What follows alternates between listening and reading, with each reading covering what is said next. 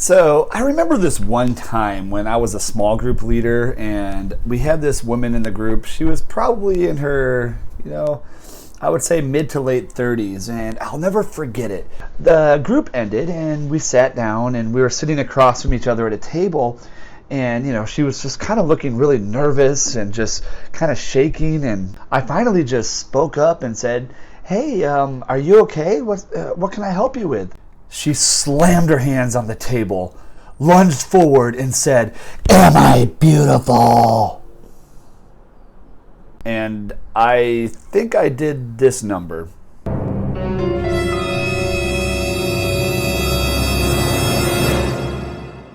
So, welcome to I'm Scared of Church Girls, the video series. My name is Elie the Church Guy, and as always, subscribe, share, like, all that kind of stuff.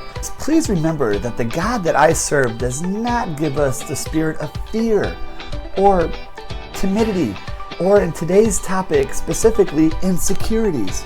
But instead, He promotes and offers us love, power, and self-discipline. And I really think it's important that we start taking Him up on this offer, if you know what I mean. So, do looks matter? Obviously. Have you not been on Instagram lately? I mean, come on. I feel like everybody is taking selfies and making sure that the whole world sees how awesome and beautiful they are, because if you don't have a good image, well, who's going to want you? Who's going to care about you? I feel like one of the most common messages that you get from Christians or the church or pastors or whatever is that, looks don't matter. It's what's on the inside that counts. And, after all, God looks at the heart, so maybe we should look at the heart. I really hope that people look at my heart. Wait, does the Bible say that the heart is deceitful above all things? Yeah, maybe I don't want you looking at that either. Man, if you are a human with functioning eyes, I'm pretty sure you've lived much of your life moving toward things you're attracted to, moving away from things that you're unattracted to. Why? Because that is just kind of how we are as humans. Judgmental? Sure. Natural? Absolutely. Fair? Life is not fair. For a lot of people, this is a very touchy topic, and I totally understand. After all, most of us, we look in the mirror every day and we wonder, what on earth is going on here?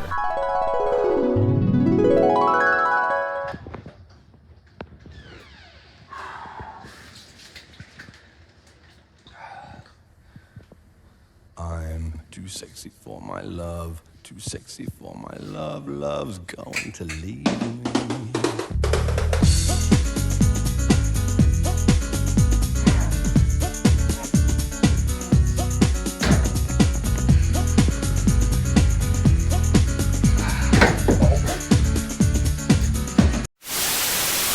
The truth is, there's no perfect person out there.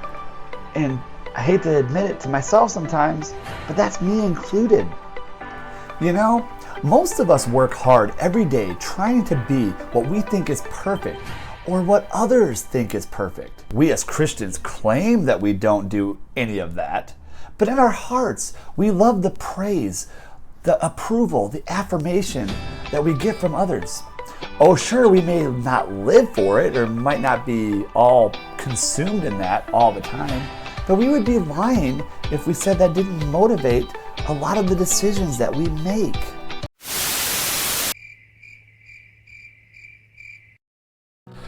So, do looks matter? I mean, there's really no way to go into this topic without getting into a lot of trouble.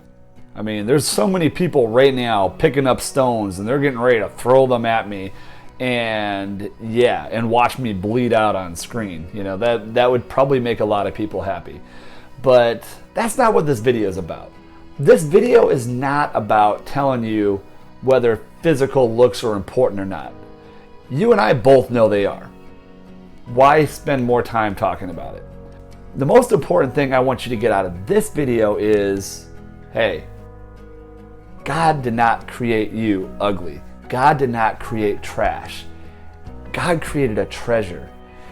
God did not create you just so you could be oogled and loved and adored by everyone around you.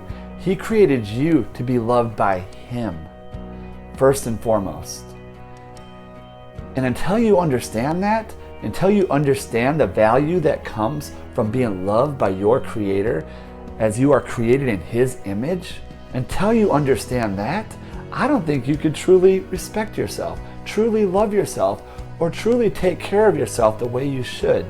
And if you can't do that, then why would you expect anybody else to do so? So this video is a little bit harder for me to make because it really does hit home. For someone like me who grew up maybe not very popular, physically unattractive, I guess you can say. When I was young, I was short, pudgy, people made fun of me. I was bullied a lot. I really could never live up to the expectations that people had around me. I was the definition of uncool. And it hurt, it was lonely, As I got older, I felt like I was insecure because I just didn't have the right job. I didn't have the right status, or there was something missing. My nose was too big. My stomach was a little bit bigger than it should be. I didn't have the six-pack. And honestly, it really deterred me from pursuing anybody because I never thought I was good enough. If you want to look at the depression rate that is so real in the world we live in, if you want to look at the suicide rate that continues to climb, the truth is, people are looking in the mirror every day. They're not liking who they see. And they're like, you know what? I can't get the attention of the people I want around me. So why even bother? Why even fight?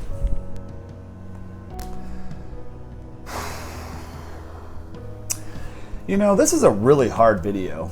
I have witnessed a lot of heartbreak in my life. I have seen brokenness. I have just held those in tears, including myself. I've even had friends commit suicide because they couldn't live up to the expectations, the standards, the looks that people wanted of them.